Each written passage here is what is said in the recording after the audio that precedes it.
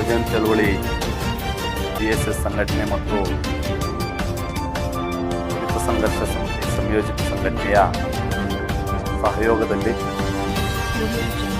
ಇವತ್ತು ಒಂದು ಪತ್ರಿಕಾಗೋಷ್ಠಿ ಮಾಧ್ಯಮಗೋಷ್ಠಿಯನ್ನು ಕರೆದಿದ್ದು, ಈ ಒಂದು ಗೋಷ್ಠಿಯ ವೇದಿಕೆಗೆ ದಲಿತ ಸಂಘರ್ಷ ಸಮಿತಿ ಸಂಯೋಜಿತ ಸಂಘಟನೆಯ ಎಲ್ಲ ಮುಖಂಡರಾಗಿರ್ತಕ್ಕಂಥ ಎಲ್ಲ ಸಂಘಟನಾ ಸಂಯೋಜಕರಾದಂಥ ಶ್ರೀನಿವಾಸ,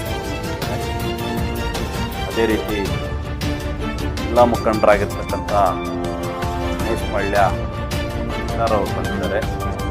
ಅದೇ ರೀತಿ ನಗರ ಸಂಯೋಜಕರಾಗಿರ್ತಕ್ಕಂಥ ರೆಡ್ಡಿ ಹಬೀರ್ ಅವರು ಬಂದಿದ್ದಾರೆ.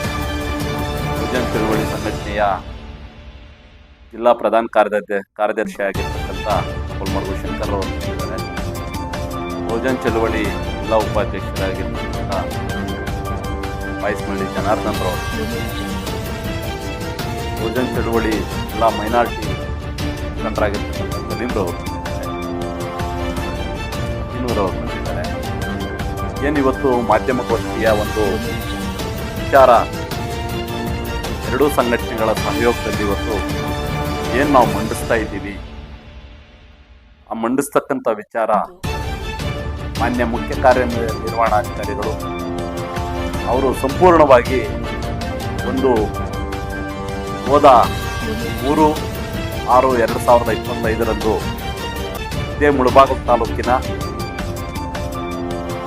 ರಾಯಲೂರು ಹೋಬಳಿಗೆ ಸೇರಿರ್ತಕ್ಕಂಥ ತಿಮ್ರಾವತನಹಳ್ಳಿ ಗ್ರಾಮ ಪಂಚಾಯಿತಿಯಲ್ಲಿ ಕಾರ್ಯನಿರ್ವಹಿಸುತ್ತಿದ್ದ ಒಂದು ಪಂಚಾಯಿತಿ ಅಭಿವೃದ್ಧಿ ಅಧಿಕಾರಿಯಾದಂತಹ ಗಜೇಂದ್ರರವರು ಏನು ಉತ್ತಮ ಆಡಳಿತ ಕೊಡ್ತಾ ಇದ್ರಲ್ಲಿ ಅವ್ರದೇ ಆದಂತಹ ರೀತಿಯಲ್ಲಿ ಹೆಸರನ್ನ ಪಡ್ಕೊಂಡಿದ್ದಾರೆ. ಅಂತಹ ವ್ಯಕ್ತಿ ಹಠಾತ್ ಆಗಿ ಅಲ್ಲಿ ಒಂದು ಹೃದಯಘಾತಕ್ಕೆ ಒಳಗಾಗಿ ಸಾವನ್ನಪ್ಪಿದಂಥ ಒಂದು ವಿಚಾರದಲ್ಲಿ ಇವತ್ತು ನಾವು ಎರಡೂ ಸಂಘಟನೆಗಳ ಆ ಒಂದು ಸಾವಿನ ಬಗ್ಗೆ ತನಿಖೆ ನಡೀಬೇಕು.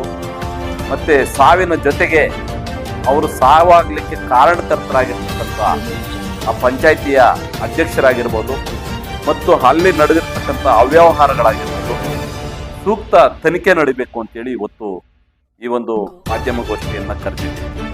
ಹಂಗಾಗಿ ಏನು 1 ತಿಂಗಳಿಂದ ಈಚೆಗೆ ಯಾರೊಬ್ಬರೂ ಸಾವಾದ ನಂತರ ಅವರ ಒಂದು ಸಾವು ಏನಾಯ್ತು ಅನ್ನೋದ್ರ ಬಗ್ಗೆ ತಲೆ ಕೆಡಿಸ್ಕೊಳ್ಳೋದಿಲ್ಲ. ಹಠಾತ್ ಆಗಿ ಅವರು ಏನು ಒಂದು ಹೃದಯಘಾತಕ್ಕೆ ಒಳಗಾಗಿದ್ದಾರೆ ಅಂತೇಳಿ 1 ತಿಂಗಳಿಂದ ಇದು ಕೇಳಿ ಬಂತು.